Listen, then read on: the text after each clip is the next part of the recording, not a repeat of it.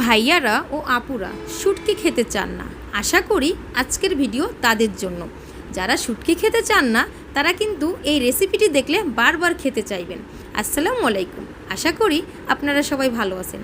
আজকে আপনাদের সাথে ছুরি মাছের শুটকির রেসিপি শেয়ার করব। এই রেসিপিটা এত বেশি মজার হয়, আসলে বলে বোঝানো যাবে না।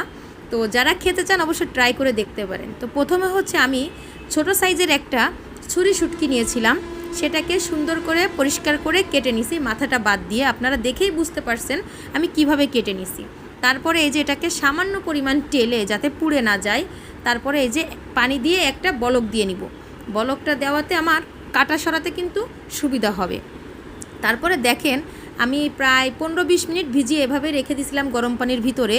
তো অনেক ময়লা পানি বের হয়েছিল। তারপরে আমি সুন্দর মতো পরিষ্কার করে ধুয়ে নিছিলাম।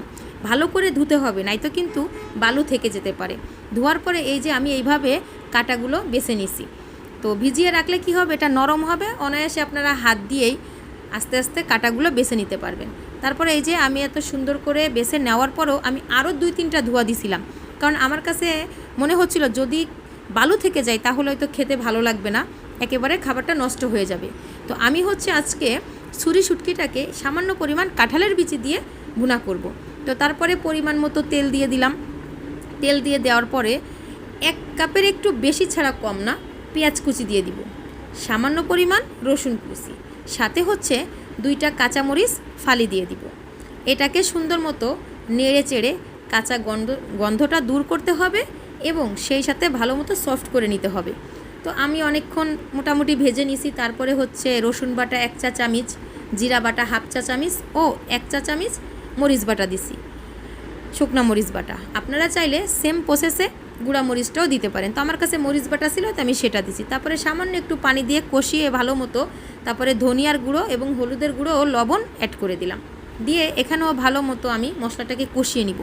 এই পর্যায়ে কিন্তু আপনারা যত সময় নিয়ে খুব সুন্দর করে মশলাটাকে কষাবেন, তত বেশি কিন্তু শুটকি রান্নাটা ভালো হবে। আমি কিন্তু প্রত্যেকটা টিপস আপনাদেরকে দিয়ে দিচ্ছি। আমার টিপস অ্যান্ড ট্রিক্স যদি আপনারা ফলো করে রান্না করেন, আমি শিওর বলতে পারি যে এই রেসিপি আপনারা চেটে পুটে খাবেন। কারণ কি জানেন, আপনাদের ভাইয়া কখনোই সে কোনো দিন শুটকি খাওয়া তো দূরে থাক, শুটকির গন্ধই সহ্য করতে পারে না।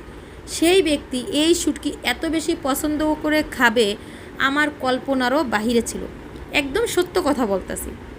তারপরে ভালো মতো কষিয়ে নেওয়ার পরে শুটকিগুলো দিয়ে দিলাম। শুটকিগুলো দিয়ে কিন্তু আমি মোটামুটি তেলে অনেকক্ষণ কষিয়ে নিব। এই পর্যায়ে কিন্তু আমার চুলোটা মাঝারি আঁচে থাকবে, মানে একটু লোদ থেকে বেশি থাকবে। তারপরে ভালো মতো কষিয়ে নেওয়ার পরে কাঁঠালের বিচি দিয়ে দিব। আর কাঁঠালের বিচিকে আমি পরিষ্কার করে ধুয়ে ছোট ছোট করে কেটে নিয়েছি, যাতে সেদ্ধ হতে সহজ হয়। তো এইভাবে আপনারা আমাকে বিশ্বাস করে, TN তাসলিমা নাহিদ কিচেনকে বিশ্বাস করে রান্না করে দেখতে পারেন। এত বেশি মজা হবে যে একবার খাইলে আপনাদের ফ্যামিলির সবাই বারবার খেতে চাইবে। আমার কাছে অবিশ্বাস্য লাগে যে মানুষটা কোনো দিন শুটকি, ধনিয়ার পাতা এগুলোর গন্ধই সহ্য করতে পারে না, সে মানুষ কি না ছুরি শুটকি ভুনা খাইছে, তাহলে বুঝতে হবে কতটা লোভনীয় এবং কতটা মজা হয়েছে দেখে খাইছে। তারপরে ভালো মতো কষানো হয়ে গেলে পরিমাণ মতো পানি দিয়ে দিব। তারপরে পানি দিয়ে জাল করে ভালো মতো সব কিছু ঠিকঠাক সেদ্ধ হয়েছে কিনা চেক করে নামানোর আগ মুহূর্তে সামান্য একটু পরিমাণে জিরার গুঁড়া দিয়ে দিব। যারা জিরা খেতে চান না শুটকিতে, তারা না দিলেও পারেন, বাট আমি দেই, আমি পছন্দ করি দেখে আমি দিছি। আমার কাছে ভালো লাগে ভাজা জিরার ফ্লেভারটা, এই জন্য আমি দিছিলাম।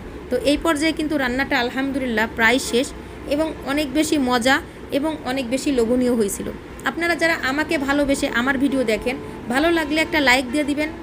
আর আপনাদের ফ্রেন্ড সার্কেল যারা আছে, শেয়ার করে দিলে অবশ্যই তাদের কাছে চলে যাবে। আপনারা পারলে একটা শেয়ার করে দিবেন, একটা কমেন্ট করে দিবেন। আসলে ব্যস্ততার কারণে টাইম টু টাইম আমি ভিডিও দিতে পারি না, এই জন্য দুঃখিত। তো যারা আমার ভিডিও দেখেন আমাকে ভালোবেসে, সবাইকে মন থেকে অসংখ্য ধন্যবাদ। তো এই দেখেন তেলটা উপরে উঠে গেছে, এই পর্যায়ে আমি চুলাটা অফ করে দিছি। তো সবাই ভালো থাকবেন, আল্লাহ হাফেজ।